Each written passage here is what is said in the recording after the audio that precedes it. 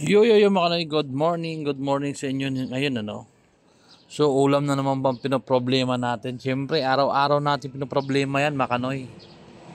At dyan nga sa video na nakikita nyo, may nakikita kayong ampalaya at isda dyan. Tsaka meron ding itlog dyan.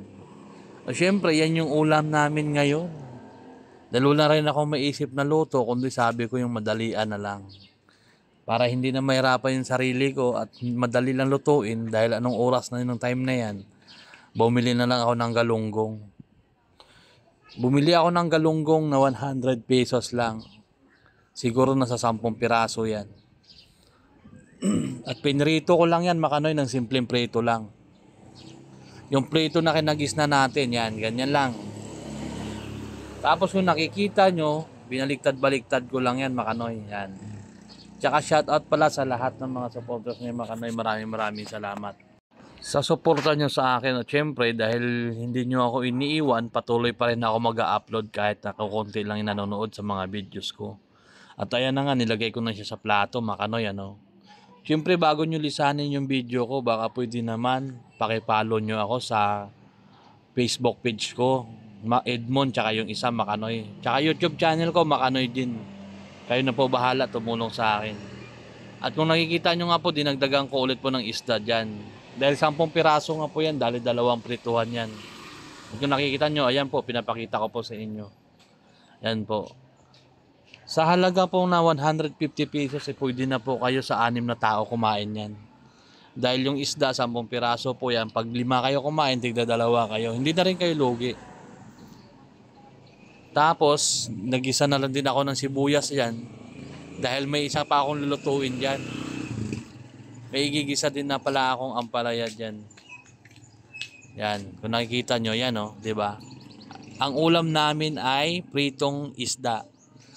Ginisang ampalaya. Yan. Kasi napaka-favorite po namin yan. Dahil matagal na po namin gusto yan. Yung mga ganyan luto, simple lang. Simple lang yan, pero nakakabusog. Diba? Sa halagang 150 pesos lang yan, di ba? Mabubusog ka na dyan. At syempre, hindi ka mabibitin dyan kaysa naman sa bibili ka sa karinderya. Pasensya nyo na yung mga record ko dito, yung mga voice over ko kasi nasa tabi po ako ng kalsada. Dito lang po kasi kami nangungupahan. At maraming dumadaan ng mga motor o tricycle. Kaya maingay. Minsan may mga marites pa. Wala ka talagang ligtas dito sa lugar namin. Yari ka talaga. Pati buhay mo, subaybayan ng tao dito. At ayan nga po, malapit na po maluto yan. Kaya kunting tiyaga-tiyaga na lang. Sabi ko nga sa mga kasamahan ko, kunti na lang tiyaga-tiyaga. Maluluto na rin to kasi nagugutom na nga daw. At naglagay po pala ako ng itlog dyan. 4 na piraso lang nilagay kong itlog. Siyempre, sa 4 na piraso na yan, kaya niya na yan sa ampalaya. Kasi ampalaya ko dyan, 2 piraso lang ang nilagay ko. Tapos hinalo-halo ko lang yan para tumigas yan. Para tumigas po yung itlog. Kasi gusto ko po yung medyo dry. Medyo dry po yung itlog sa ampalaya, makanoy. Yan. At minikos-mikos ko na yan. At ayan na nga po, luto na. Yan, luto na siya, 'di ba? Yan 'di ba? Kung nakikita nyo, 'di ba? Kanin na lang kulang diyan, makanoy.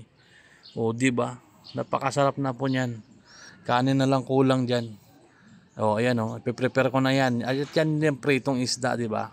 Ang kulang na lang po dyan ay sausawan, Sausawan na lang makanoy.